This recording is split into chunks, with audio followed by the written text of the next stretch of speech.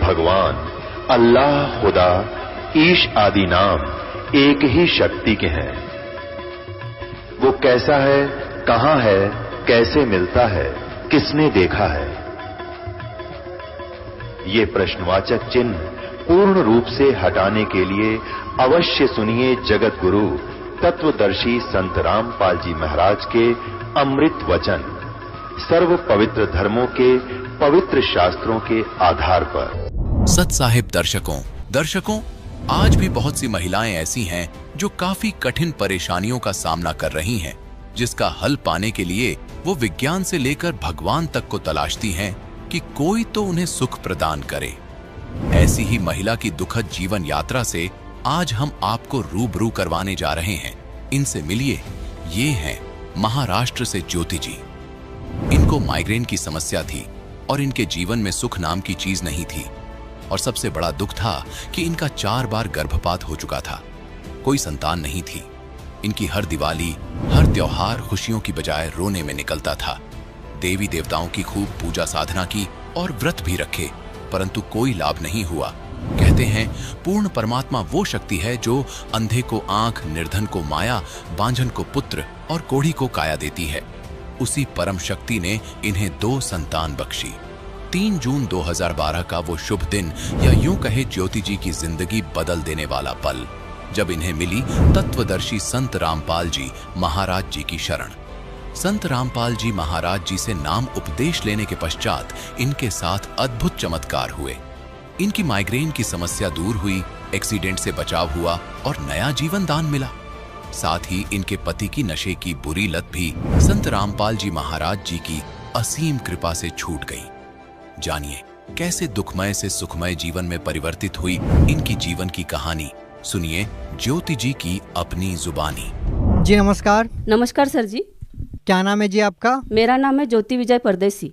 ज्योति जी आप कहाँ से आए हैं? मैं आई हूँ अर्नस फैक्ट्री वरणगांव, तालुका भुसावल, जिला जलगांव, महाराष्ट्र से। ज्योति जी, संत रामपाल जी महाराज जी की शरण में आने से पहले आप क्या भक्ति साधना करते थे? सर जी हम पारंपरिक साधनाएं करते थे सभी। मैं पहले शादी से पहले जो था वो बताऊंगी पहले आपको कि शादी से पहले मैके में हम सभी पारंपरिक साधना करते थे। उसमें सभी देव देवताओं की पूजा करना और मतलब सप्ताह करके मतलब हरी कथा होती थी 7-7 दिन की।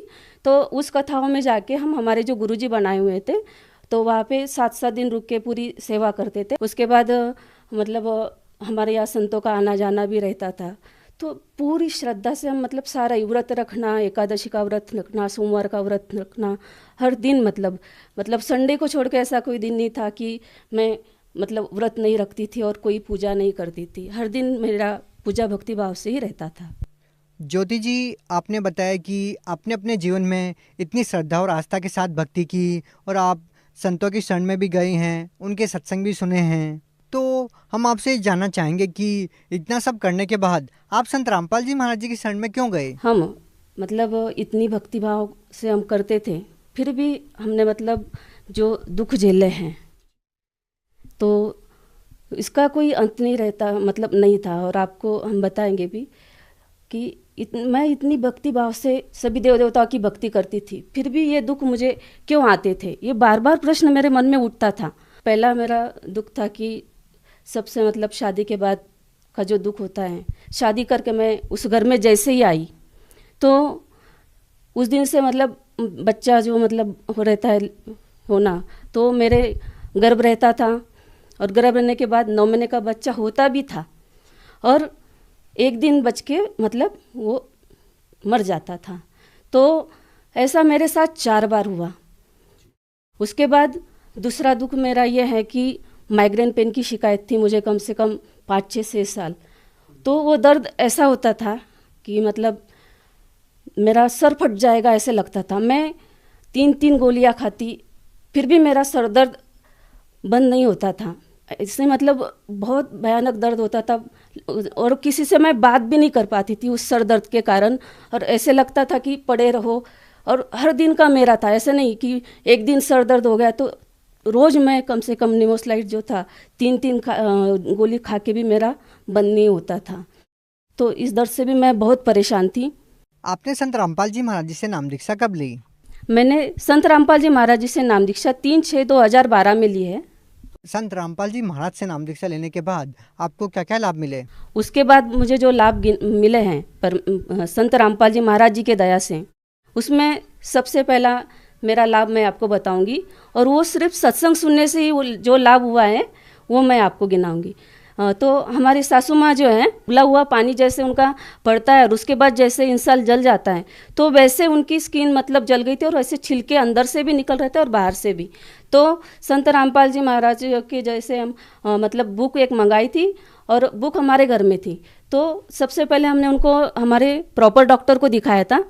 तो डॉक्टर को दिखाने के बाद फिर हमने उनको जलगांव ले गए, और जलगांव को लेके बाद वहाँ से भी उन्होंने वो लगाया कि आप इनको औरंगाबाद लेकर जाइए। तो मतलब फिर संत रामपाल जी महाराज ने हमें ऐसे बुद्धि दी कि उनको हम घर लेकर आए उनके कपड़े वगैरह देने के लिए। और फिर घर जैसे आए तो संत रामपाल जी महाराज की हमने बुक मंगाई थी। तो हमारे ससुर जी ने क्या किया कि उस पर संत रामपाल जी की एक फ़ोटो होती है आशीर्वाद वाली, तो आशीर्वाद वाली फ़ोटो ससुर जी ने खोली और उनके सर पे रखा उस फोटो को, और बोला कि आप ही इनको बचा कर ला सकते हो और दुनिया में कोई ऐसा नहीं है कि इनको अब बचा के लाए, उनकी स्थिति देख के। और फिर वो औरंगाबाद गए। औरंगाबाद कम से कम 1 महीना वो अस्पताल में रहे, डॉक्टर का उनका इलाज चलता रहा। हमारी चाची जी और मम्मी जी भी उन्हें मिलने जाते थे तो मुझे बोलते थे कि इनके पैर जो हैं उल्टे सूज गए हैं और अब ये नहीं बचेंगे, ऐसा मुझे फ़ोन पर बताते थे। तो हम मतलब बहुत रोना आता था कि हे भगवान, मतलब हम संत रामपाल जी महाराज के सत्संग सुन रहे थे, हमें पूरा विश्वास हो गया था उन पे कि यही भगवान है और यही धरती पर आए और यही इनको बचा सकते हैं। तो पूर्ण विश्वास हो गया था और हम उनके सत्संग और ही ध्यान से सुने और उन्हें वही विनती करें कि हे संत रामपाल जी महाराज, आप भी एक ही हो कि अब हमारे सासू माँ को घर बचा कर ला सकते हो। और 1 महीने के बाद संत रामपाल जी महाराज जी के दया से वो घर पर आई और स्वस्थ होकर आई और हमें बहुत खुशी हुई। और फिर उसके बाद हम पूरा परिवार जाके 15 लोग थे, हम 15 के 15 लोग संत रामपाल जी महाराज जी के शरण में गए और संत रामपाल जी महाराज जी से हमने नाम दीक्षा ली। और उस नाम दीक्षा वाले दिन से लेकर आज हम कितने अनुभव आपको गिनाए सर जी, हम तो बताएंगे, हमारे मुंह का थूक भी सूख जाएगा।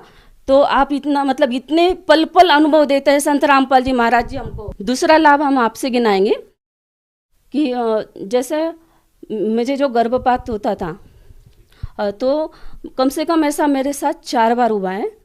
तो 4 बार में हर दिवाली मैंने अस्पताल में मनाई है। और देखो आपसे हमने सर जी हमने ये भी बताया आपको कि मतलब हम इतनी देवी देवताओं की भक्ति करते हुए भी जो दुख मैंने झेला है सर जी आपको हम बता नहीं सकते कि हर दिवाली में मतलब वही मेरा रहता था कि बच्चा रहता था और मैं अस्पताल में जाके वही मेरे बच्चा होता था, एक दिन रुकता था और उसको मतलब मेरे जो पतिदेव है उसको डाल के आते थे। तो मैं उस भगवानों से विनती करती थी, मैं जिनकी भक्ति करती थी तो उनको विनती करती थी कि आप बच्चा नहीं रखते हो तो हमें क्यों जिंदा रखते हो, हमें ही मार डालो। लेकिन उन भगवानों ने मेरी नहीं सुनी। तो ये सबसे मेरा बहुत बड़ा डर था। उससे पहले ही परमात्मा ने दया कर दी थी। नाम दीक्षा तो हमने बाद में ली है, लेकिन मैं जब ये बोला करती थी कि कोई सच्चा भगवान है इस धरती पर तो मुझे इस दुख से बचाए। तो मुझे अभी ये लगता है कि मुझे तभी संत रामपाल जी महाराज जी ने ही मतलब कबीर भगवान हम जिनको मानते हैं संत रामपाल जी महाराज जी को, तो उन्होंने आकर ही मुझे वो 2 संतान दिए हैं। दुनिया भले ही कुछ ही कहते रहे, लेकिन मेरे लिए तब भी जब मैंने नाम नहीं लिया था तब भी संत रामपाल जी महाराज जी ने ही मुझे ये 2 बच्चे हैं, मेरा एक बेटा है और एक बेटी है। तीसरा लाभ मेरा ये है कि मुझे माइग्रेन पेन होता था। तो माइग्रेन पेन में सर जी मैं मतलब इतना परेशान हो जाती थी कि मुझे ऐसा लगता था कि मेरा सर फट जाएगा और बहुत मैं मतलब पड़ी रहती थी सर दर्द की 3-3 गोली खा के, और घर का काम करना वैसे ही उसी हालत में। तो माइग्रेन का सर दर्द जिसको होता है वही समझ सकता है कि माइग्रेन पेन क्या है।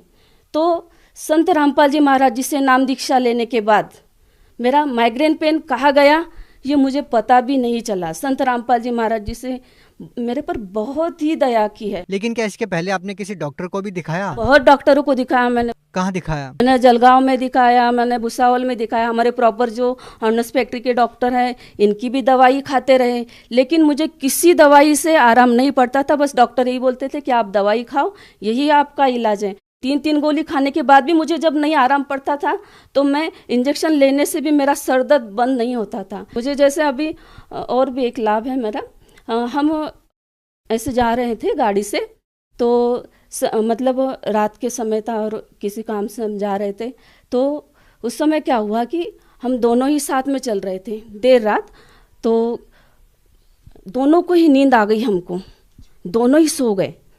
और परमात्मा संत रामपाल जी महाराज साक्षात स्वरूप हमारे वहाँ आए और हमारी गाड़ी ऐसे रास्ते से चल रही थी, तो साइड में परमात्मा ने, संत रामपाल जी महाराज ने साक्षात आकर उसको साइड में लेकर ऐसे खड़ी कर दी और हम दोनों सोए थे। फिर पहले परमात्मा जी ने, संत रामपाल जी महाराज जी ने सर जी को, मतलब मेरे पति को उठाया और वो जब जगे तो उन्होंने मुझे जगाया। देखो ये क्या हुआ कि मैं जैसे ही मतलब मुझे नींद खुली तो गाड़ी ऐसा साइड में देखी थी और पैर उस पर रखा हुआ, और हम दोनों के दोनों उस समय मतलब हमारी मौत होनी थी दोनों की ही, क्योंकि हम दोनों ही कितनी देर सोए और कैसी गाड़ी चली हमको तो कुछ पता नहीं। लेकिन हमारे परमेश्वर स्वरूप साक्षात संत रामपाल जी महाराज ने आके उस समय हमारी जान बचाई है, ये हम बहुत अच्छे से जानते हैं। नहीं तो उस समय तो हमारा दोनों का ही मतलब अंतिम समय था, लेकिन साक्षात संत रामपाल जी महाराज आकर हमें बचा है उस समय। ज्योति जी, जैसा कि आपने बताया कि संत रामपाल जी महाराज से नाम दीक्षा लेने के बाद आपको इतने सारे लाभ मिले, तो क्या आपको नहीं लगता कि आप किसी और संत से भी नाम उपदेश लेते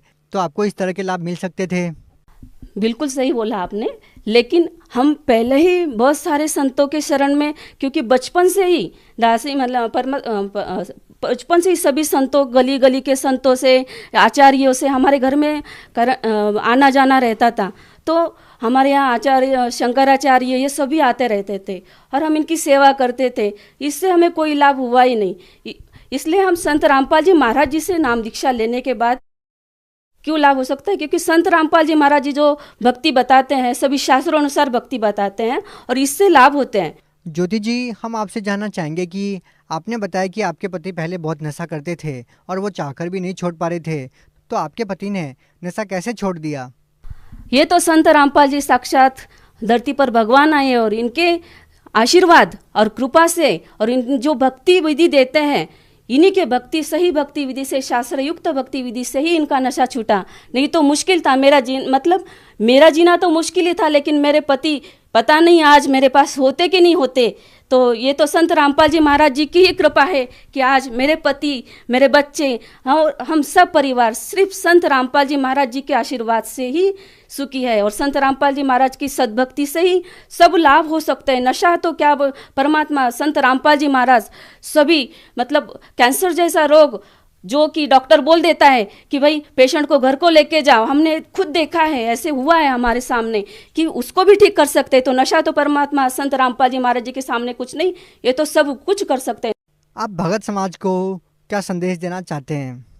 भक्त समाज को जो संदेश संत रामपाल जी महाराज जी दे सकते हैं, हम तो विनती कर सकते हैं भक्त समाज को, जो भी मेरे रिश्तेदार, नातीदार और जो भी मुझे सभी सुन रहे हैं, उनसे हम एक ही विनती कर सकते हैं कि वो संत रामपाल जी महाराज जी की जो बुक है जीने की राह, ज्ञान गंगा, ये ज़रूर पढ़ें। और उनके कई चैनलों पे सत्संग आते हैं तो उनको ज़रूर देखें। इसके अलावा संत रामपाल जी महाराज जी का फेसबुक, ट्विटर, यूट्यूब पर आप संत रामपाल जी महाराज जी वर्ड डाल के भी आप सर्च करोगे तो आपको संत रामपाल जी महाराज जी के सत्संग सुनने को जरूर मिलेंगे। और आप सभी ये सत्संग अवश्य सुने और संत रामपाल जी महाराज जी से नाम दीक्षा लें और भक्ति करें और अपना जीवन जैसे मुझे सुख मिले हैं ऐसे आप सभी भी प्राप्त कर सकते हो। अगर कोई व्यक्ति संत रामपाल जी महाराज जी से नाम दीक्षा लेना चाहता है तो वो कैसे नाम दीक्षा ले सकता है? संत रामपाल जी महाराज जी के सानिध्य में आने के लिए जहाँ भी सत्संग चलता है, जिस भी चैनल पर, उसमें एक पट्टी चलती है, उस पर नंबर चलते हैं, तो उसमें आपको आपके ज़िले का नंबर वहाँ से आप प्राप्त कर सकते हो और वहाँ से आप अपने ज़िले का नंबर प्राप्त करके नामदान सेंटर का पता लेकर आप नाम दीक्षा ले सकते हो। जी बहुत बहुत धन्यवाद। सत्साही दर्शकों, अभी आपने सुने संत रामपाल जी महाराज से दीक्षा प्राप्त करके सुखी हुए भक्त के अनुभव। अब देखिए जगत गुरु तत्वदर्शी संत रामपाल जी महाराज के मंगल प्रवचन। तो पुण्यात्माओं, श्री कृष्ण जी काल नहीं थे। उन्होंने पहले कभी अपने आप को काल नहीं कहा, उसके बाद कभी काल नहीं कहा। और ये कहना कि मैं अब प्रवृत्त हुआ हूं, श्री कृष्ण तो पहले वहां विद्यमान थे। इसका नाम काल है। परमात्मा ने आकर बताया है, जो सबके पिता हैं, सबके जनक हैं, कि इस काल को 1,00,000 मानव शरीरधारी प्राणी नित्य खाने पड़ते हैं। उसके लिए सब अपनी व्यवस्था करवा रहा है। अपने तीनों पुत्रों से रजगुण युक्त ब्रह्मा जी को कर रखा है, सतगुण युक्त विष्णु जी को और तमगुण युक्त श्री शिव जी को, शंकर जी को। इन तीनों से ही ये सब व्यवस्था अपनी करवा रहा है। ब्रह्मा जी से निकल रही तरंगों, उसके अंदर से निकल रही उस वासना से हम सभी जीव प्रभावित होते हैं और संतान उत्पत्ति करते ही करते हैं। विष्णु जी के अंदर से निकल रही सतोगुण की तरंगों, उसके अंदर वो वासना निकलती है जिससे हम प्रभावित होकर के यहां एक दूसरे के साथ मोह के अंदर, ममता के अंदर ग्रस्त रहते हैं। हमारे बस की बात नहीं कि हम यहां से ये मोह हटा सके। तो आप तीसरा जो भगवान है श्री तमोगुण युक्त शंकर जी की आप कार्यशैली से परिचित हैं कि वो संहार करते हैं। किस लिए करते हैं? जब पैदा हुए हैं तो मारने की क्या आवश्यकता है? पैदा किए हैं तो उनको मारा क्यों जाता है? हमारी बुद्धि काम करना बंद कर गई क्योंकि हमने ये प्रोसेस फाइनल मान लिया और कोई विकल्प नहीं। तो परमेश्वर ने आके बताया कि तीनों भगवान भले ही अपने अपने स्थानों पर रहते हैं। आपके प्रभु श्री ब्रह्मा जी रजोगुण युक्त, श्री विष्णु जी सतोगुण युक्त और श्री शंकर जी तमोगुण युक्त। ये अपनी अपनी राजधानी, इनके द्वीप हैं, नगरी है, ऊपर लोक है, शिवपुरी है, विष्णु लोक है, विष्णुपुरी है, ब्रह्मापुरी है। ये वहां रहते हैं, लेकिन उनके अंदर से निकल रहे गुणों का प्रभाव है, जो वासना है। इन 3 लोकों पर उनकी रेंज है, पृथ्वी लोक, पाताल लोक और स्वर्ग लोक। तो वहीं से वो प्रभावित कर रहे हैं यहां पर सबको। जैसे एक मकान के अंदर दूसरे कक्षों में व्यक्ति बैठे होते हैं और रसोई के अंदर मिर्चों का छोंक लगता है, तो अन्य कक्षों में बैठे हुए व्यक्ति भी प्रभावित होते हैं, जबकि वो स्थूल साकार वस्तु रसोई के अंदर है मिर्च, उसके गुण ने वहां प्रभावित किया और उनको छींकें आने लगी। उनके बस की बात नहीं कि उन छींकों को वो रोक सके किसी कीमत पर। ठीक इसी प्रकार ये तीनों काल के पुत्र श्री ब्रह्मा जी, श्री विष्णु जी, श्री शिव जी भले ही हमसे दूर बैठे हैं, उनके अंदर से निकल रही जो उनके महक है, उनके अंदर से जो गंध है, वो हमें यहां पर भी प्रभावित कर रही है, जिस कारण से हम संतान उत्पत्ति करते हैं। फिर मोह ममता, संपत्ति में मोह, माता पिता के अंदर ममता, बच्चों के अंदर हमारा राग, ये जीव के बस का नहीं। और मृत्यु हमारे बस नहीं, क्योंकि ये भगवान शिव का डिपार्टमेंट है, जो काल भगवान ने इनको सेवा दे रखी है। अब जैसे कोई कसाई का नौकर है, अब वो नौकरों की क्या पार बसाएगी कि वो कहेगा जिसको कि इतने बकरे ला के इस बाड़े में मेरे इस स्टॉक में ला के छोड़ दे, वो लाएगा। और दूसरे नौकर की सेवा लगा रखी है कि इन सब बकरों को तू इनकी सेवा कर, इनको चरा, जल पिला, गर्मी सर्दी से बचा, यहां रख, पालन कर इनका, वो करेगा ही करेगा। और तीसरे नौकर की उसने ड्यूटी लगा रखी है कि तुम मुझे जितने आवश्यक हो निकाल के यहां ला, इनको काट और सप्लाई करो। तो उनके बस की बात नहीं है, वो कितने नेक व्यक्ति हों वो तीनों नौकर, लेकिन वो अपनी ड्यूटी को करनी ही पड़ेगी। इसी प्रकार ये तीनों देवता इस काल कसाई के, काल भगवान के पुत्र और साथ में नौकर हैं, व्यवस्थक हैं। और पुण्यात्माओं, इस काल भगवान को श्राप लगा हुआ है। 1,00,000 मानव शरीरधारी प्राणी ये नित्य आहार करता है। परमेश्वर ने आके बताया हमारे को,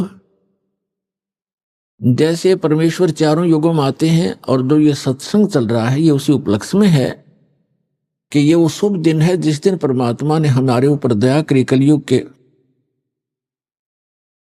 अंदर हम दुखी प्राणियों को, भ्रमित प्राणियों को आके सही दिशा देने के लिए वो परमात्मा उस अच्छे लोक को छोड़कर हमारे लिए इस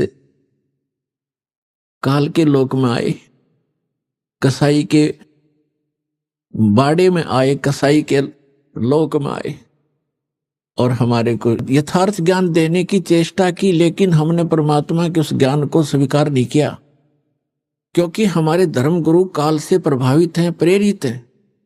उन्होंने अज्ञान सुना हुआ सदग्रंथों को आधार बताते, असद ग्रंथों के विपरीत ज्ञान सुनाते रहे हमारे का।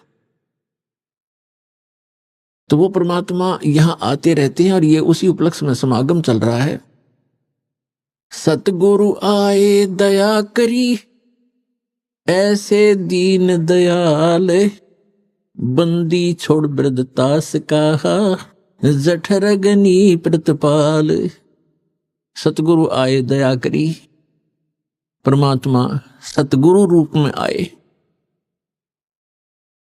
हमारे ऊपर मेहर करी। ऐसे दीन दयाल, हमने कैसी भयंकर गलती कर रखी है पुण्यात्माओं, लेकिन ये दयालु घणे हैं। हम भरी थाली का ठोकर मार के आए हो आप, हम सभी नालायक हैं हम। वहां में सर्व सुख प्राप्त थे सतलोक में, आपको सर्व सुख सुविधाएं थी, विमान था प्रत्येक का अलग अलग, वहां पर हर प्रकार की सुविधाएं थी। सदाबहार वृक्ष है, झरने बह रहे हैं, कोई गर्मी और सर्दी नहीं है, सुंदर युवा शरीर रहता है, गर्मी सर्दी मच्छर माखी कुछ नहीं, किसी चीज का अभाव नहीं, कोई दुर्घटना नहीं। ऐसे सर्व सुख संपन्न लोग को छोड़कर इस काल के साथ यहां धक्के खाने आ गए। और आज हमारी क्या दुर्गति कर रखी है, कोई जीव सुखी नहीं। से यहां प्रधानमंत्री बना बैठा हो, हर समय उसकी चिंता खत्म नहीं होती, टेंशन ग्रस्त रहता है। तो खा का ये जीवन कहां जी रहे हम, कहां रह रहे हैं। सतगुरु आए दया करी, ऐसे दीन दयाल, और बंदी छोड़ वृद्धतास का, जठरग्नि प्रतिपाल।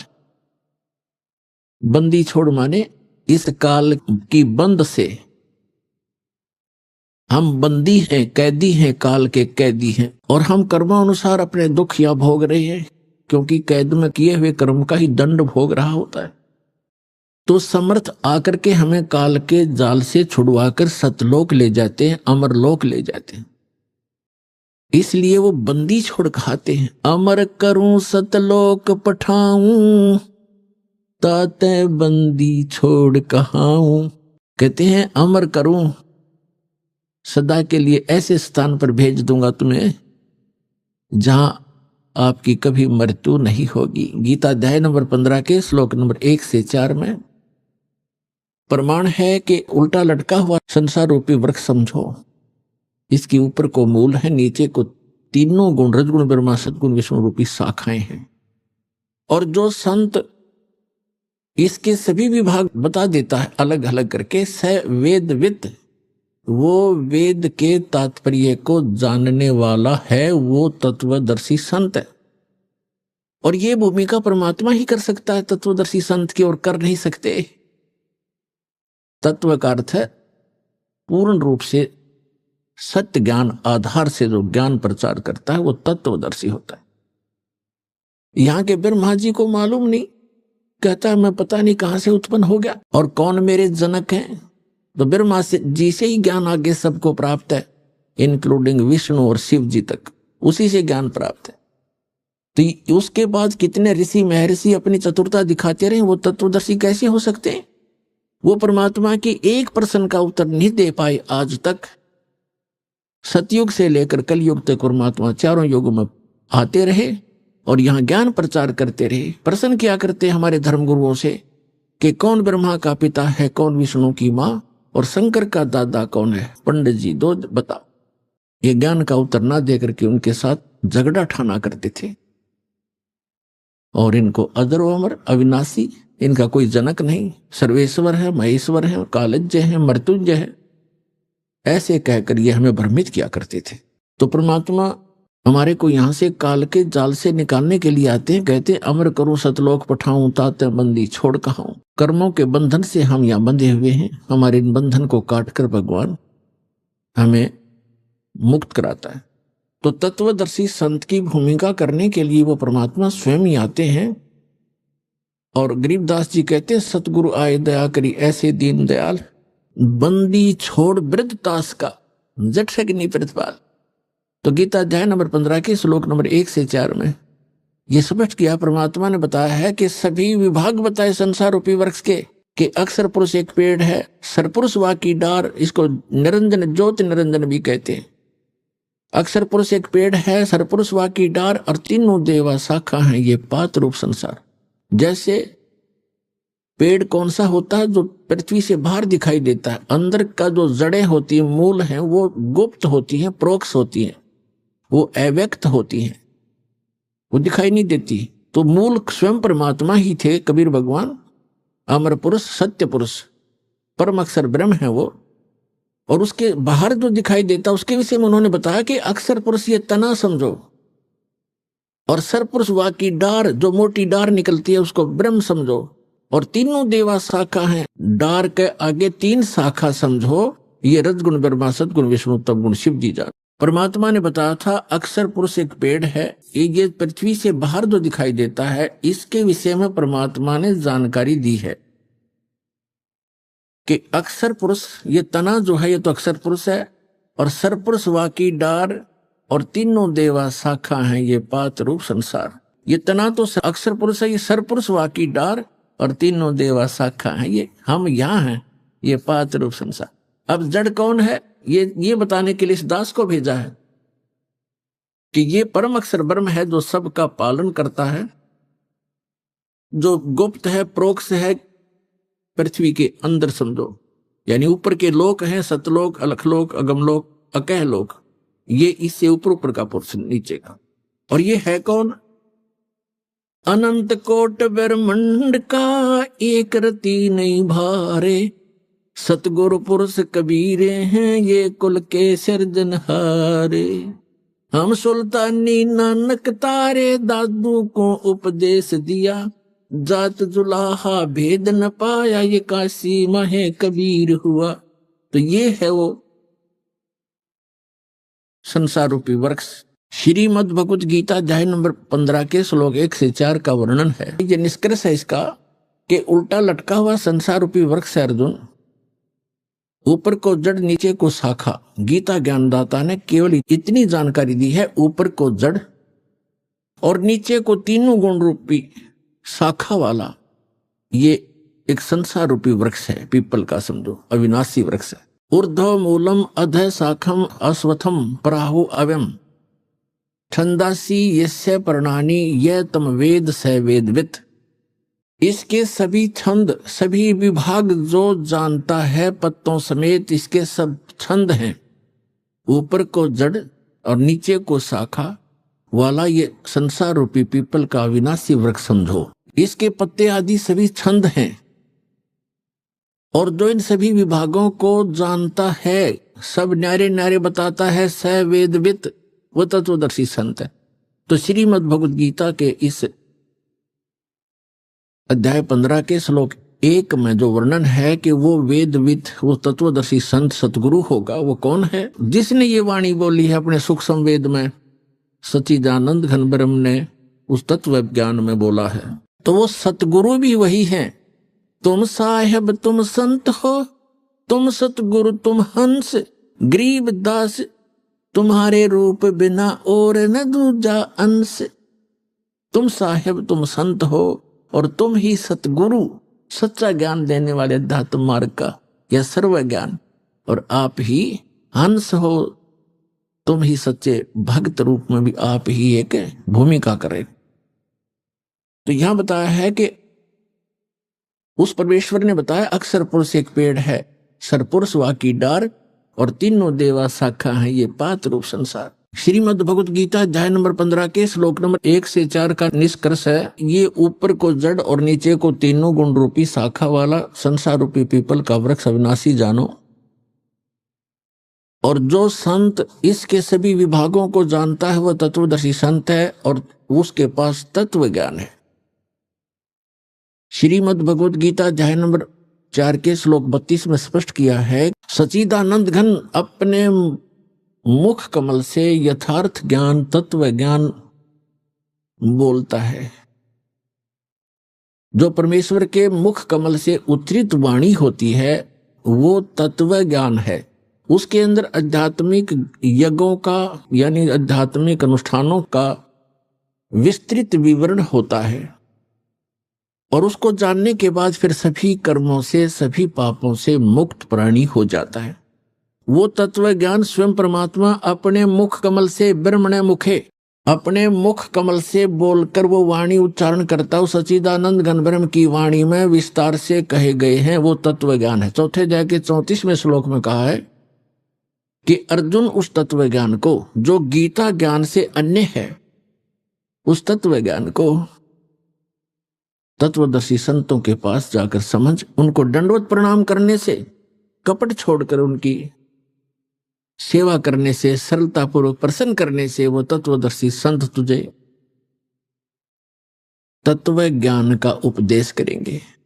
तो 15वें अध्याय के प्रथम मंत्र में उसकी पहचान बताई है श्रीमद् भगवत गीता में कि जो इस ऊपर को जड़ नीचे को तीनों गुण रूपी शाखा वाला ये संसार रूपी वृक्ष समझो, और इसके सभी विभाग पत्ते आदि इसके सभी भाग हैं, और जो संत इन सभी भागों को जानता है, सब पार्ट्स जानता है, इसके अंग भिन्न भिन्न बताएगा, स वेदविद वो तत्वदर्शी संत है। और 15वें अध्याय के 4थे श्लोक में कहा है कि तत्व ज्ञान रूपी शस्त्र से इस अज्ञान को काटकर उसके पश्चात परमेश्वर के उस परम पद की खोज करनी चाहिए, जहां जाने के बाद साधक फिर लौटकर संसार में कभी नहीं आते, और केवल उसी परमात्मा की भक्ति करनी चाहिए जिसने सर्व ब्रह्मांडों की रचना की है, सबका रचनहार है, सर्व उत्पादक है वो। तो दास जो ये बताना चाहता था, सतगुरु आए दया करी ऐसे दीन दयाल, बंदी छोड़ वृत्तास का जठरगनी प्रतपाल, अमर करूं सतलोक पठाऊं ताते बंदी छोड़ कहां। अमर करूं उस परमात्मा के तत्व ज्ञान के आधार से सत साधना करने वाले प्राणी वहां चले जाते, फिर लौटकर कभी संसार में नहीं आते। श्रीमद् भगवत गीता अध्याय नंबर 18 के श्लोक नंबर 62 में कहा है कि अर्जुन तो सर्वभाव से उस परमेश्वर की शरण में जा जो गीता ज्ञान दाता से अन्य है। उस परमेश्वर की कृपा से तू परम शांति को और शाश्वत स्थान को, अमर लोक को, जिसका कभी एंड नहीं होता, कभी नाश नहीं होता, उस स्थान को, शाश्वत स्थान को प्राप्त हो जाएगा। अपने आत्मा ये ज्ञान भगवान ने 600 वर्ष पहले बताया था, और फिर उन महापुरुषों को मिले परमात्मा आकर के जो उनका गुण है, विधान है, अच्छी आत्माओं को मिले, आदरणीय धर्मदास साहिब जी को, आदरणीय मलुकदास साहिब जी को, आदरणीय नानक साहिब जी को, आदरणीय दादू साहिब जी को, आदरणीय गरीबदास साहिब जी गांव छुड़ानी जिला झज्जर हरियाणा वाले को, आदरणीय गीसा दास साहिब जी को गांव खेखड़ा उत्तर प्रदेश जिला बागपत वाले को, और स्वामी रामानंद जी काशी वाले को, महर्षि को। तो उन महापुरुषों ने और स्वयं परमात्मा ने हमारे को सचेत करने की चेष्टा की कि जो साधनाएं, जो भक्ति तुम कर रहे हो और जिस भगवान को तुम परमात्मा माने बैठे हो वो परमात्मा नहीं है। जिस स्वामी को, जिस प्रभु को आपने परमात्मा मान रखा, ये परमात्मा नहीं है। परमात्मा की परिभाषा होती है जो श्रेष्ठ आत्मा हो। श्रेष्ठ आत्मा कभी किसी को मारता नहीं, किसी की टांग नहीं काटता, किसी को अंधा नहीं करता, किसी को रोगग्रस्त नहीं करता। अब कई अनजान जो बिल्कुल माइनस जिनकी बुद्धि होती है अध्यात्म में, वो कहते हैं कि हम इस बात से चिंतित हैं कि भगवान है कहाँ। भगवान होता तो ये हालत होती लोगों की। जैसे अभी एक दुखद खबर हम सुन रहे हैं कि केदारनाथ और बद्रीनाथ के दर्शनार्थ गए हुए श्रद्धालु इन अज्ञानी आचार्यों शंकराचार्यों द्वारा भ्रमित किए हुए वहां भगवान खोजने गए थे। और आज खबरों में सुनने को आ रहा है कि 15-20 हजार व्यक्ति मारे जा चुके। फ्लड में बादल फट गया और केदारनाथ के मंदिर का पता नहीं कहाँ गया, एक शिवलिंग खड़ा हो टूंड सा। तो पुण्यात्मा परमात्मा 600 वर्ष पहले आए, उसके बाद उनके ज्ञान से परिचित महापुरुषों ने यही ज्ञान सुनाया। और वो कहा करते थे, चारों युग में संत पुकारे और कूक कहा हम हेल रे, हीरे माणक मोती बरसे ये जग चुगता ढेल रे। परमात्मा 600 वर्ष पहले बताया करते थे। और उनसे परिचित महापुरुष आदरणीय गरीबदास साहिब जी ने कहा है कि चारों युग में संत पुकारे, कबीर साहिब की महिमा गाई है। और कूक कहा हम हेल रे, हमने रुक के मार मार के, आवाज लगा लगा के, शोर मचा मचा के बता दिया कि हम तत्व ज्ञान और सत साधना रूपी हीरे मोतियों की वर्षा कर रहे हैं। आप इनको नहीं उठा रहे हो, ग्रहण नहीं कर रहे हो, और आन उपासना रूपी इन भ्रमित किए हुए आचार्यों और शंकराचार्यों, ऋषियों, ऋषियों, मंडलेश्वरों के द्वारा भ्रमित किए हुए आप बहुमूल्य वस्तु को छोड़कर कंकर पत्थर इकट्ठे कर रहे हो। या आन उपासना, इन तीर्थों पर जाके मत्था टेकना, वहां दर्शनार्थ जाना, कल्याण की इच्छा करना, ये तो आपकी भूल है, बाल बुद्धि है। परमात्मा कहते हमरा ज्ञान किन्हें ना सुनिया, और ये पर भी लेन जात है दुनिया। पुण्यात्मा हमें बड़ा दुख है कि हमारे भाई बहन वहां किसी गंदी मौत मरे केदारनाथ की इस दुर्घटना में। कलेजा मुंह को आता है।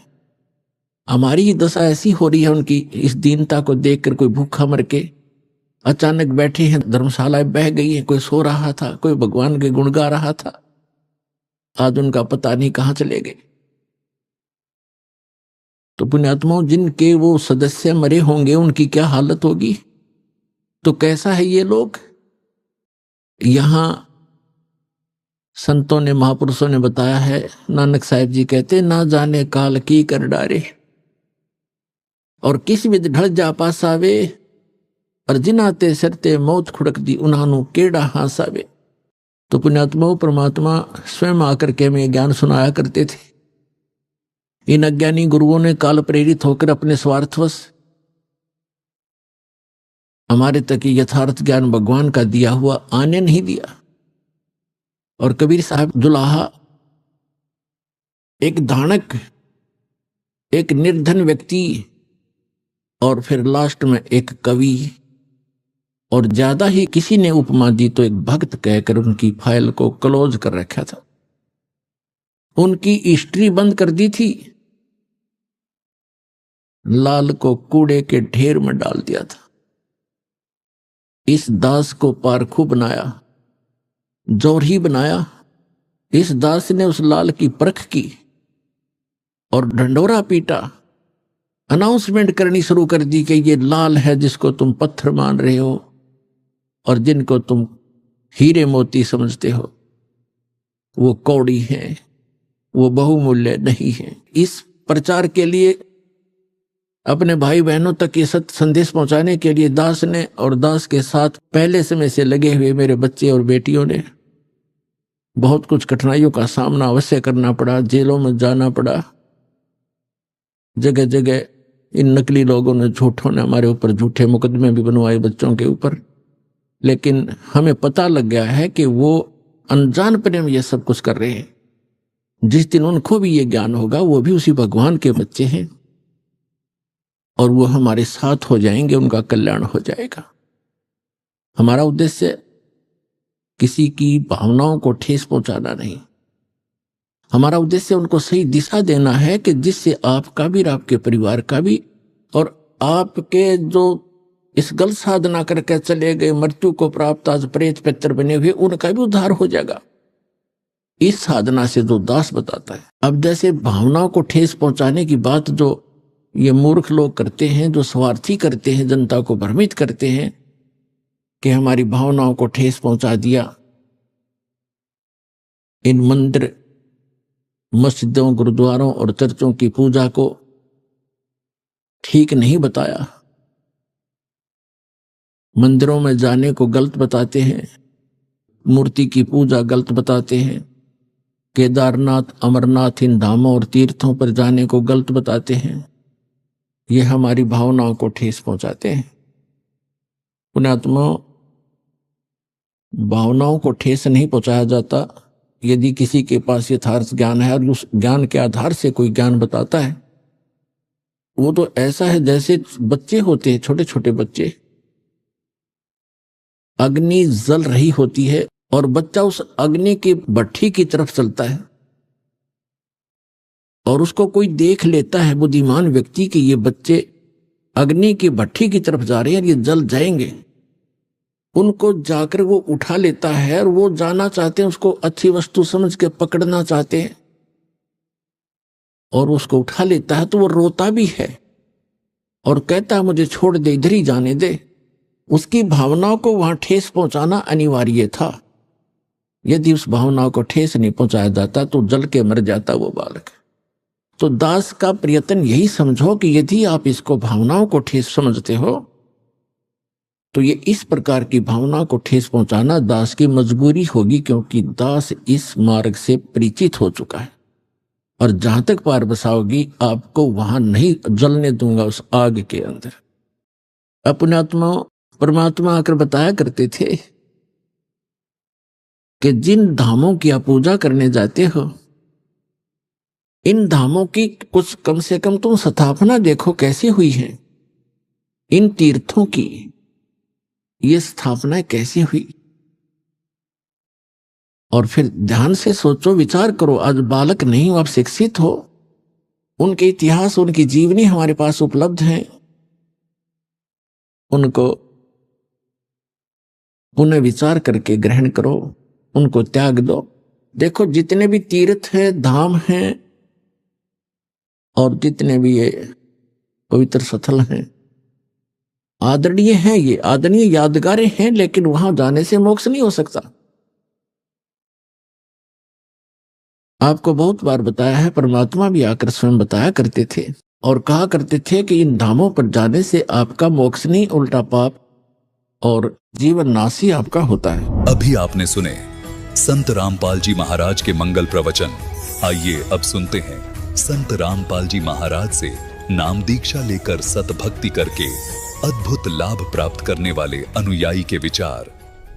दर्शकों, क्या एक पुस्तक के माध्यम से प्राप्त गुरु का मार्गदर्शन जीवन की तस्वीर को पूरी तरह बदल सकता है?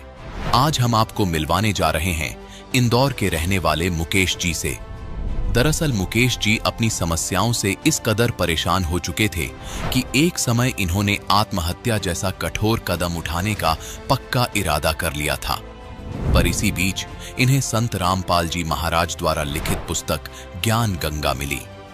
इस पुस्तक में वर्णित शास्त्र, अनुकूल भक्ति और चमत्कारिक अनुभवों को पढ़ने के बाद आज मुकेश जी सुख शांति की राह पर चल रहे हैं। जब इन्होंने अपनी बहन के लाइलाज कैंसर और उसकी पीड़ाओं को दूर करने की गुहार लगाई तो देखिए क्या चमत्कार हुआ। आइए सुनते हैं मुकेश जी की कहानी उन्हीं की जुबानी। नमस्कार सर। नमस्कार साहब। सर क्या नाम है आपका? मुकेश हिरवानी, इंदौर से हूँ। सर संत रामपाल जी महाराज से नाम दीक्षा आपने कब ली? संत रामपाल जी महाराज से नाम दीक्षा मैंने 3 अप्रैल 2016 को ली है। सर संत रामपाल जी महाराज से नाम दीक्षा लेने से पहले क्या आप कोई भक्ति साधनाएं भी करते थे? जी कर रहा था मैं। जैसे हमारे सभी समाज में करते हैं अन्य देवी देवताओं की, ऐसे 33 करोड़ देवी देवताओं की भक्ति कर रहा था। हमारे गांव में सारे लोग राधा स्वामी पंथ से जुड़े हुए थे। जब राधा स्वामी पंथ से जुड़े हुए थे तो मुझे भी लगा कि राधा स्वामी में जाते हैं तो क्या है, तो मैं 1996 से राधा स्वामी के सत्संग सुनने के लिए जाने लगा। राधा स्वामी के सत्संग सुनने के लिए मैं जाता था तो वहाँ पर गुरु जी बहुत अच्छी ज्ञान की चीज़ें बताते थे कि मीराबाई ने ऐसी भक्ति करी है, गुरु नानक देव जी ने ये भक्ति करी है, रविदास जी महाराज ने ये भक्ति करी है और उस परमात्मा को प्राप्त कर रहे हैं। और ये सारे राम रहीम वगैरह गॉड, अल्लाह, इनके सबके सिर्फ रास्ते अलग है, बल्कि रास्ते सब जाके एक ही जगह मिलते हैं और वो सबका मालिक एक है और उसकी भक्ति करना चाहिए और उन मंत्रों का जाप करना चाहिए जो गुरुजी देते हैं और इसके बाद में ये परमात्मा के प्राप्त करने के लिए हैं। तो जब संतों की वाणी बोलते थे और संतों के बारे में बताते थे कि परमात्मा एक है, राम रहीम एक है, तो वो परमात्मा कौन है, मेरे दिमाग में क्लिक करता था कि वो परमात्मा है कौन। जिसकी भक्ति करते हैं वो परमात्मा के बारे में जानने की कोशिश कर रहा था मैं कि वो परमात्मा कौन है। बल्कि राधा स्वामी के अंतर्गत मैं 17 साल तक गया, उन्होंने अभी तक उस परमात्मा का मुझे नाम नहीं बताया कि वो परमात्मा कौन है। परमात्मा के बारे में मुझे उनके द्वारा बताए हुए ज्ञान से नहीं चला। तो वहाँ से मैं आसाराम बापू जी के सत्संगों में गया। मुझे एक हमारे पास में जिया जी थे, उन्होंने बोला कि आसाराम बाबू तो साक्षात सत्संगों के माध्यम में कृष्ण भगवान का अवतार हो जाते हैं, कृष्ण भगवान प्रकट हो जाते हैं। उनको चलो विष्णु भगवान की भक्ति करके देखें, कई परमात्मा अपने को साक्षात मिल जाएं। जब आसाराम बाबू जी के पास में गया तो उन्होंने 7-8 मंत्रों का बताया। 7-8 मंत्र बताने पर उन्होंने बोला कि आपको जो उचित लगे, जो पसंद आए, आप उसकी चॉइस कर लो और उसकी भक्ति चालू कर दो, माला करना चालू कर दो। 10 माला करो डेली, सुबह 10 माला शाम को। उनको चलिए मैंने लिया, मैंने को चलो विष्णु भगवान की भक्ति करें। तो 4 साल तक मैंने विष्णु भगवान की भक्ति भी चालू करी। बल्कि वो भक्ति करने से भी मुझे बहुत कष्टों से गुजर रहा था, काफ़ी दुखों से गुजर रहा था, बड़ा परेशान हो रहा था। यहाँ तक कि ये कंडीशन आ गई थी कि मैं कहीं सुसाइड कर लूँ। सुसाइड के बारे में मैंने जैसे सोचा, उनको नहीं, ये तो कोई उपाय ही नहीं है कि सुसाइड किया जाए, बल्कि उससे निपटा जाए। तो इस बीच में नवरात्रि का समय था। नवरात्रि में मैं हमारे इंदौर जिले के पास में देवास ज़िला है, वहाँ पर चामुंडा देवी माता का बहुत बड़ा मंदिर है, प्रसिद्ध मंदिर है। हम पूरे परिवार के साथ में माता जी के दर्शन करने के लिए गए। जब दर्शन करने के लिए हम चढ़े तो टेकरी के पास में ही वहाँ पर कुछ संत रामपाल जी महाराज के शिष्य जो थे वो ज्ञान गंगा पुस्तक की सेवाएं कर रहे थे। मैं उसके पास से थोड़ा आगे बढ़ा, वो ज्ञान गंगा लिखा हुआ जो था वो मुझे अट्रैक्टिव लगा, मुझे आकर्षित ज्ञान गंगा ने करा। मैं वापस रिटर्न आया, मैंने देखा, मैंने कहा भाई उस पुस्तक को लिया, अच्छी लगी मुझे। घर पे आने के बाद में उसको पढ़ा। घर पे आने के बाद में मैंने जब उसको पढ़ा तो उसमें जब देखा तो बहुत सारा अलग ज्ञान लिखा था, बल्कि ये नहीं मालूम था कि ये ज्ञान देने वाला भी यहाँ पर मौजूद है, ये पता नहीं था मुझे, क्योंकि पुस्तक में लिखा होगा। ये करके मैंने रख दिया। ये रखने के बाद में एक यहाँ पे इंदौर में एक भगत जी हैं, वो रामपाल जी महाराज का ज्ञान जो है से वो जुड़े हुए थे, उनके शिष्य थे। उन्होंने मुझे बोला कि मुकेश जी एक बहुत अच्छा ज्ञान है, आप परमात्मा के यूं भी खाते पीते नहीं हो, आप उनके शिष्य बने हो। बल्कि ये आसाराम बापू जी का जो पंथ हैं, ये हैं पंथ तो सभी अच्छे हैं, बल्कि ये जो भक्ति विधि है ये गलत भक्ति विधि है।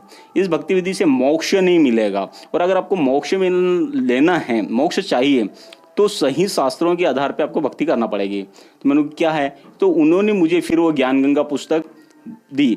जब वो ज्ञान गंगा पुस्तक देखी, फिर से मैंने उसको पढ़ना चालू करा। जब स्टडी करी तो सारे शास्त्रों में प्रमाण थे। इनको नहीं यार, इसमें मैं यकीन नहीं कर सकता, इसमें जो लिखा हुआ वो हो सकता है ये गलत हो सकता है, इस महाराज का कुछ छापा हुआ हो सकता है और दूसरों के बारे में गलत बोल रहे होंगे। फिर मैंने कहा कि इसका कोई उपाय तो होगा ही। तो उसमें लिखा हुआ था ज्ञान गंगा के अंतर्गत जो प्रमाण लिखे हुए थे, पेज वाइज प्रमाण लिखे हुए थे, ग्रंथों का नाम लिखा हुआ था। तो इंदौर के अंदर गीता प्रेस गोरखपुर का बहुत बड़ा डिपो है श्रीवर्धन कॉम्प्लेक्स के अंदर, वहाँ से मैं उन पुस्तकों को खरीद के लाना चालू करा और मैंने मिलाना चालू करा। जब मिलाना चालू करा तो वो प्रमाण देखा। वो प्रमाण देखने के बाद में मैं बहुत दंग रह गया, अचंभित रह गया। उनको नहीं यार, ये प्रमाण कुछ ठीक है। फिर ये सारी चीज़ें जब प्रमाण देखने के बाद में इनको यार सही है, आप क्या करना चाहिए। तो संत रामपाल जी महाराज ने मुझे जब प्रथम नाम उपदेश के बारे में बताया और उच्चारण करवाया, मैंने वो नाम उपदेश जब सुना तो मैंने मेरा सिर पकड़ लिया कि इस मंत्रों को ढूंढने के लिए मैंने मेरे जीवन के 20 साल गंवा बैठा। तब मैंने संत रामपाल जी महाराज से नाम दीक्षा ग्रहण करी। सर, हमने सुना है कि जो श्रद्धालु संत रामपाल जी महाराज से नाम दीक्षा लेते हैं उनको कुछ ना कुछ लाभ जरूर प्राप्त होते हैं। तो क्या संत रामपाल जी महाराज से नाम दीक्षा लेने के बाद आपको भी कुछ लाभ प्राप्त हुए? संत रामपाल जी महाराज के ज्ञान से जुड़ने के बाद में मुझे शास्त्रों के आधार पर भक्ति मिली। उसके बाद में मेरे से साथ में जो चमत्कार हुए, मैंने देखा कि 2017 में मेरे बच्चे के द्वारा नाम खंडित हो गया था। खंडित होने के बाद में तीसरे दिन बच्चे को अचानक जोर से तेज बुखार चढ़ा। तेज बुखार चढ़ने पे उसके सिर में इतना दर्द होना चालू हुआ, इतना कि मैं रात को करीबन 12:30 बजे के लगभग पास में एक हॉस्पिटल थे, वहाँ पे लेके गया। हॉस्पिटल में डॉक्टरों ने उसको डायनापर के इंजेक्शन तेज दर्द वाला लगाया। डायनापर के इंजेक्शन से भी उसको थोड़ी राहत मिली, उसका असर ख़त्म हुआ। उन्होंने बोल दिया था कि आप घर ले जाओ। घर लेके आ गए। जैसा उसका असर ख़त्म हुआ, वापस उसका सिर दर्द तेज चालू हुआ। सुबह परेशान हो गए हम लोग कि अब ये क्या करना चाहिए, क्योंकि वो इंजेक्शन लगाने से उसका असर ख़त्म होने के बाद में वापस चालू हुआ। हॉस्पिटल में गए, इंदौर के अंदर अरविंदो हॉस्पिटल है बहुत बड़ा, वहाँ पर हमने गए, वहाँ पे देखा, डॉक्टरों को बताया, चेक करा उन्होंने। तो उन्होंने हैवी डोज के जो इंजेक्शन हैं, सारे हैवी डोज के इंजेक्शन लगाए उनके सिर दर्द को कंट्रोल करने के लिए। एंटीबायोटिक लगाई, सब कुछ करा, उसके बावजूद भी सिर दर्द बंद नहीं हो रहा था। मैंने डॉक्टरों से, बड़े डॉक्टरों से सब चर्चा करी। डॉक्टरों ने बोला कि भैया इनको हमने आज एंटीबायोटिक और हैवी डोज वाले भी दे रखे हैं जिससे कि इनका सिर दर्द बंद हो जाए, बल्कि बच्चे का सिर दर्द नहीं बंद रहा, मतलब कि उनके सिर के अंदर कुछ ऐसा इन्फेक्शन हो चुका है जिसकी वजह से ये दर्द बंद नहीं हो रहा है। बचाने के लिए बोले कि ये हम कुछ नहीं कर सकते, बल्कि हैवी डोज से हैवी डोज जो है वो देने की कोशिश कर रहे हैं। और वो इन्फेक्शन का नाम सुनते ही मैं घबरा गया। मैंने को आप क्या करूं? तो मैंने संत रामपाल जी महाराज के आश्रम में फ़ोन लगाया, प्रार्थना लगाई कि मालिक ऐसी सी बात है और बच्चे की तबीयत डॉक्टर मना बोल रहे हैं। जब मैंने ये प्रार्थना लगाई तो उन्होंने बोला कि संत रामपाल जी महाराज दया करेंगे, आप भक्ति करते रहो, मंत्रों को उच्चारण करते रहो। तो परमात्मा संत रामपाल जी महाराज की ये दया हुई कि बच्चे को धीरे धीरे उसका सुधार होना चालू हुआ। डॉक्टरों ने बोला था कि इनके शरीर में पूरा इन्फेक्शन है, इनके बॉडी से केमिकल निकालेंगे, इनकी रीढ़ की हड्डी से पानी निकालेंगे और उसको टेस्ट करने के लिए डॉक्टरों ने उनका सीटी स्कैन करवाया, एक्सरा करवाया और 5 रोज में एक रिपोर्ट आई थी। वो सारे बॉडी में से पीछे की रीढ़ की हड्डी से पानी निकाला था।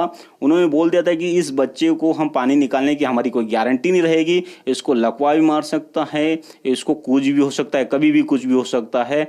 मैंने उन पे यकीन ना करते हुए मेरे जितने भी मित्र डॉक्टर थे सबसे फ़ोन पे बात करी, उनको इससे क्या क्या नुकसान हो सकते हैं। तो उन्होंने बोला कि यार ऐसा हो सकता है। उनको यार ये तो आप परमात्मा ही करे, संत रामपाल जी महाराज की ही दया हो सकती है, वही ठीक करते हैं। क्योंकि हम सत्संग सुनते थे और सत्संगों के माध्यम से हमें पता चलता था कि संत रामपाल जी महाराज अगर जो भक्ति बता दे वो भक्ति करते हैं तो उससे फ़ायदा होता है। तो ये हुआ कि उनकी जब प्रार्थना लगाने के बाद में सुधार चालू हुआ, बच्चा ठीक हो गया और लेके आ गए। संत रामपाल जी महाराज की दया से ही बच्चा ठीक हुआ और आज वो भी खुश है और भक्ति कर रहे हैं।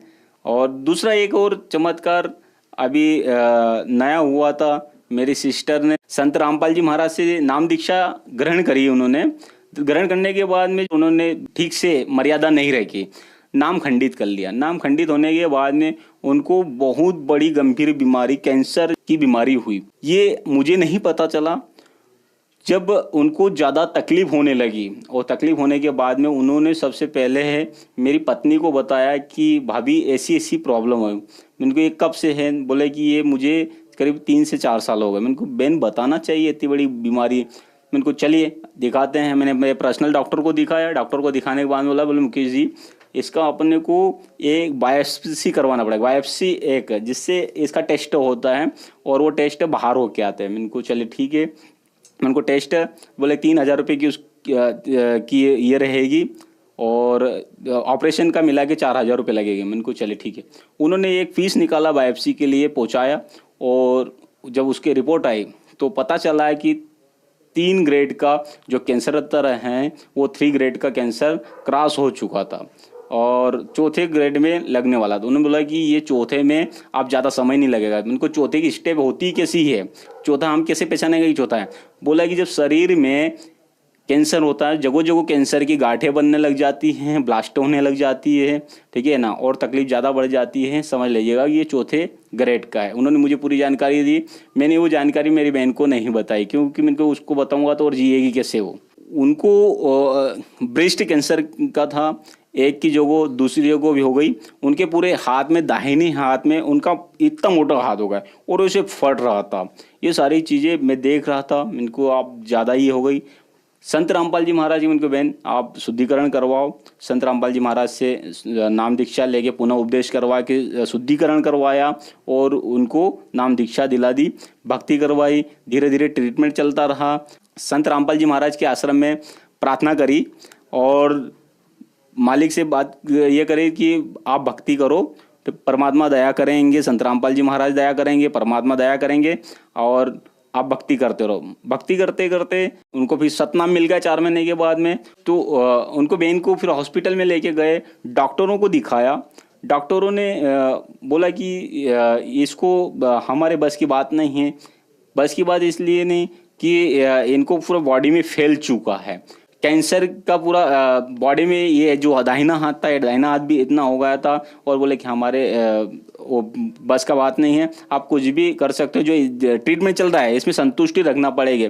जब ये चीज़ मेरे भांजे ने मुझे बताया, मामा ऐसी कंडीशन बन रही है, मैं बाहर बैठ के हॉस्पिटल के बाहर खूब रो रहा था। हम इनको एक काम करें, अपन संत रामपाल जी महाराज के वहाँ पर अपन अर्जी लगाएं, एक लास्ट अर्जी लगा दें, अब जो भी परमात्मा दया करेंगे। जब वहाँ संत रामपाल जी महाराज के आश्रम में मैंने फ़ोन लगाया, प्रार्थना लगाई। प्रार्थना करने के बाद में उन्होंने बताया कि आप सतनाम का सुमरण करो और संकल्प कर लो। मैंने एक संकल्प करा वहीं से और परमात्मा की ऐसी दया हुई। संकल्प करने के बाद में संत रामपाल जी महाराज की ऐसी दया हुई कि 15 मिनट के बाद में बहन को आराम मिलना चालू हुआ। आराम मिलने के बाद में उन्होंने 20 मिनट बाद में वहीं पर आने की अनार खाए, कुछ अनार खाने के बाद में वो सुधार होना चालू हुआ। सुधार होते होते होते होते आज बहन पूर्ण ठीक हो चुकी है। और जिसको मतलब 4 महीने जो बहन बिस्तर पे कभी सोई नहीं थी, पीठ नहीं लगाया होता, आज वो संतुष्ट सो रही है। और दया परमात्मा की, संत रामपाल जी महाराज की है कि अभी वो ठीक है और मालिक की भक्ति कर रही है। संत रामपाल जी महाराज की ऐसी दया रही कि बगैर ऑपरेशन के, बगैर दवाई के परमात्मा की दया से ठीक है बहन। और डॉक्टरों ने जो बोल दिया था कि इसको चौथे स्टेप का जो कैंसर जो फैला हुआ है, पूरी बॉडी में फैल चुका था, बोले कि इससे हमारे बस की बात नहीं, आप घर ले जा सकते हो इसको, बल्कि परमात्मा की ऐसी दया है कि अभी वो पूर्णतः ठीक है। उनका पूरा परिवार जुड़ चुका है। हाँ, एक इससे फ़ायदा ये हुआ है संत रामपाल जी महाराज की कि जो बाहर के जो भाई जो लोग जुड़े नहीं थे, वो बोलते थे कि आपको जुड़ने से, संत रामपाल जी महाराज की पूजा पाठ करने से, भक्ति करने से क्या फ़ायदा होता है। संत रामपाल जी महाराज की भक्ति का, संत रामपाल जी महाराज का विरोध करते थे, वो आज उनकी भक्ति विधि से उनके बताए हुए हम कर रहे हैं तो वो भी खुश हैं और वो अभी सत्संग देखने लग गए हैं। सर, संत रामपाल जी महाराज से नाम दीक्षा लेने के बाद आपको बहुत सारे लाभ प्राप्त हुए, तो जो श्रद्धालु आज आपको देख रहे हैं और वो भी किसी न किसी बीमारी या कैंसर के मरीज हैं, उनके लिए आप क्या कहना चाहेंगे? मैं ऐसे भाइयों से निवेदन करना चाहूँगा कि आप संत रामपाल जी महाराज से नाम दीक्षा लें, ग्रहण करें। और ग्रहण करने के बाद में बहुत सारी बीमारियां हैं और उनसे आप बच सकते हो, छुटकारा, और घर में सुख शांति भी आती है उससे। आपको कि सुख शांति भी चाहिए व्यक्ति को। इस समाज में आज की कंडीशन ऐसी है कि व्यक्ति तकलीफ़ों से गुजर रहे हैं। सही भक्ति करेंगे तो सुख शांति होंगी। और आप सारे से निवेदन है कि आप संत रामपाल जी महाराज की शरण ग्रहण करिएगा और जल्दी से जल्दी आइएगा। सर, संत रामपाल जी महाराज से नाम दीक्षा कैसे ली जा सकती है? संत रामपाल जी महाराज से नाम दीक्षा लेने के लिए टीवी चैनलों पे सत्संग आते हैं, उनके नीचे एक पट्टी चलती है, पट्टी पे नंबर रहते हैं, उन नंबरों पे आप फ़ोन लगा सकते हो। फ़ोन लगाने के बाद में आपको बता दिया जाएगा कि हर ज़िले में अभी सेंटर खुल चुके हैं नाम दीक्षा के, वहाँ जाके आप नाम दीक्षा ग्रहण कर सकते हैं। संत रामपाल जी महाराज से नाम दीक्षा ग्रहण करके आप मोक्ष प्राप्त कर सकते हो, सुख शांति प्राप्त कर सकते हो। धन्यवाद सर। सत साई।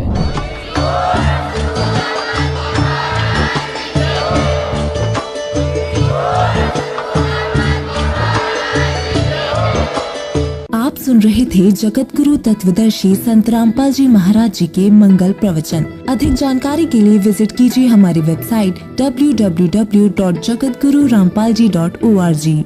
संत रामपाल जी महाराज जी के शुभ आशीर्वाद से पूरे विश्व भर में 500 से भी ज्यादा नाम दीक्षा केंद्र हैं, जिन पर संत रामपाल जी महाराज जी द्वारा ऑनलाइन निःशुल्क नाम दीक्षा दी जा रही है। अपने नजदीकी नाम दीक्षा केंद्र का पता करने के लिए संपर्क करें 8222880541।